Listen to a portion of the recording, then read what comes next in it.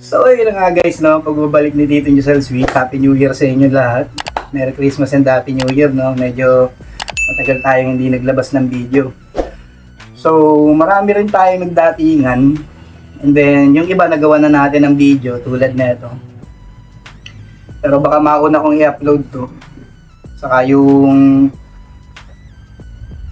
yung restoration ng metal badge ni Paring Joven.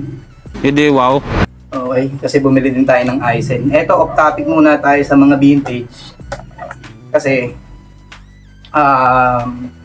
malalayo yung biyahe natin, so kailangan natin ng cellphone holder. Which is, yung una kong nabili is peke.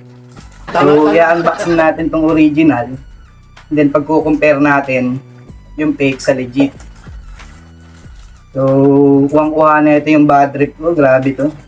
Disaster yung dinala sa akin na ito. So, yung binigay sa akin na ito is disaster. So, ayun na nga. Intro muna tayo, no? Titimpla muna ako ng kape habang nag-i-intro. Okay? So, yan. Intro muna.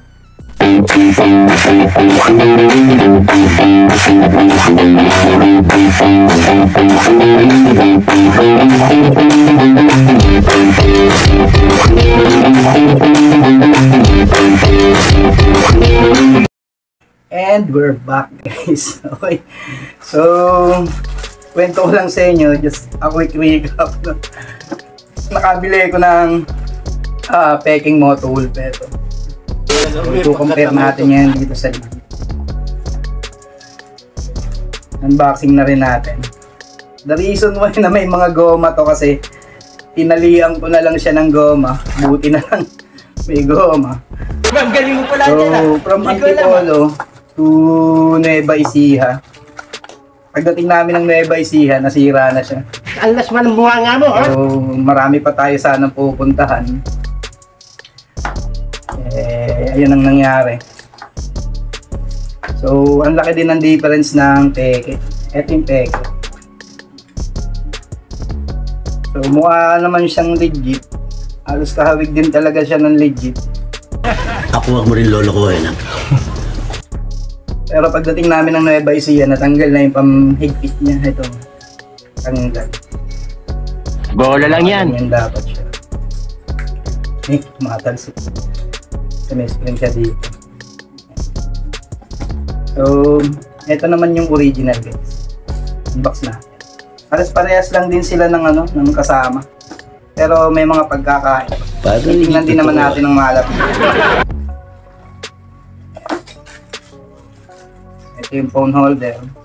Ayan. Halos parehas lang din siya ng kasama. Ang kahon niya.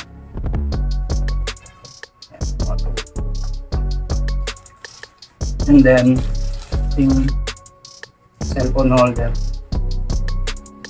Mas maganda rito kaysa dun sa nabili ko. Pero alas magkamukha lang sila. Pagka sa malapitan, tingnan natin yung difference. Mukhang may misteryo nangyayari dito, ah.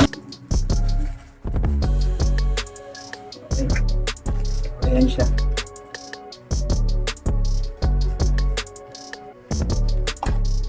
So, ito yung mga kasama. Hindi, wow. So, tingnan naman natin sila ngayon, guys, ng malapit. So, eto na nga siya, guys, no, ng malapitan. So, ayan. Kung titingnan nyo sila, halos wala silang pagkakaiba. Moto Wolf.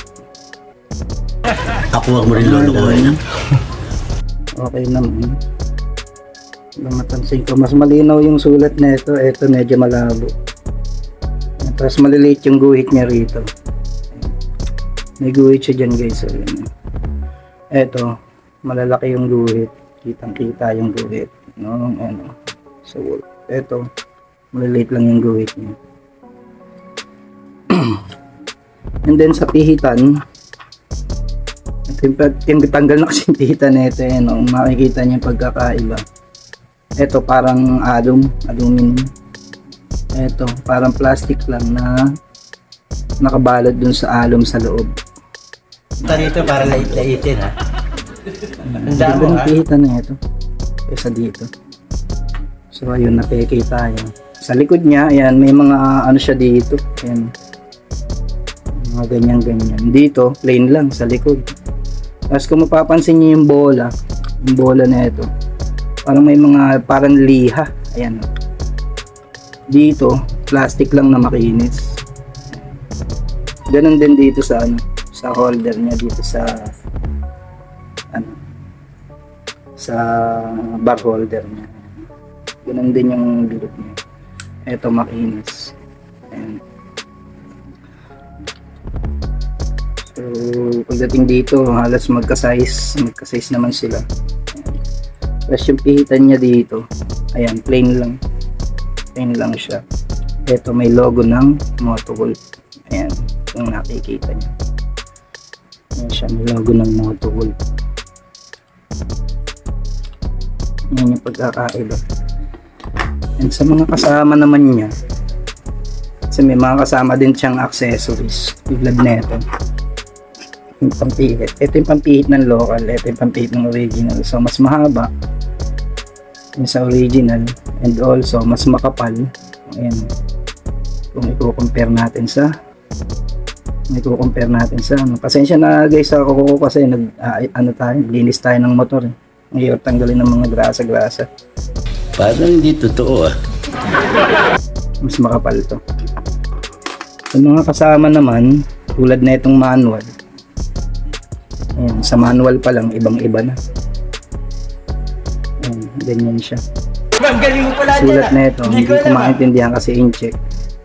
Mas maliliit kaysa dito sa imitation sa local. Ang lalaki ng sulat. Ayan. Mas malalaki din yung sulat sa instruction. Ito maliliit yung sulat sa instruction.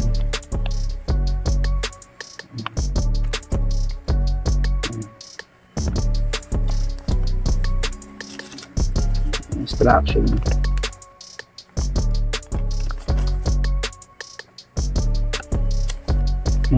Sa mga kasama, yun, parehas lang din naman ang kasama. Ayun, mga clamp. So pagkakaiba naman nila, mayroon siyang ganito, parang pang grip para hindi dumudulas-dulas. Hindi totoo yan. Ayun. Tapos ang ganda ng ano nito, style nito sa di.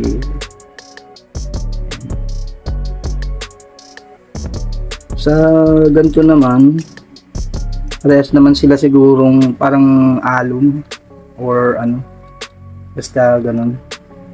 Matigas, hindi siya plastic. So magagamit ko rin siguro ito pang replacement. Pero kuha niya yung battery ko. Ayan.